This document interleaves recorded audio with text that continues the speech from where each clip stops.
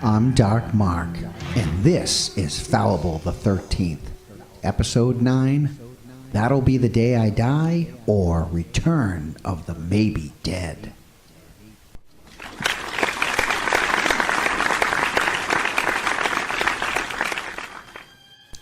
At what point and in which film does Jason actually return from the other world?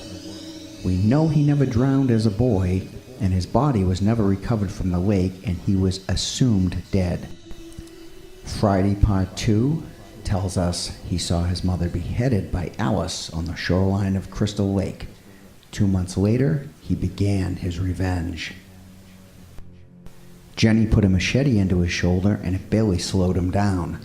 Chris put an axe in his head, and when he escaped the morgue, many think that was the point of undead. I say no. Run, Connie, run!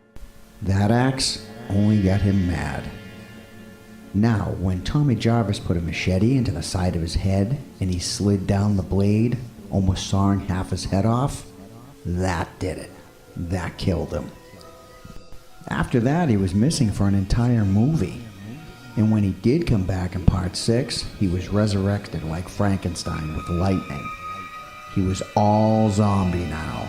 So I'm saying Part 6, Jason lives, his reanimation from the dead actually finally occurred. You're probably asking yourself, who cares?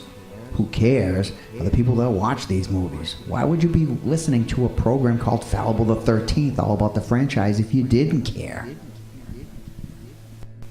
The 1940s had Dracula, Frankenstein, and the Wolfman, while the 1980s had Jason. Enough rebooting already. Continue the story you already started. Hopefully, by the time these court suits are over and they start Part 13, it'll be someone who grew up with these movies, a passionate fan that gets behind that camera lens. This is Dark Mark. Join me next time for Fallible the 13th.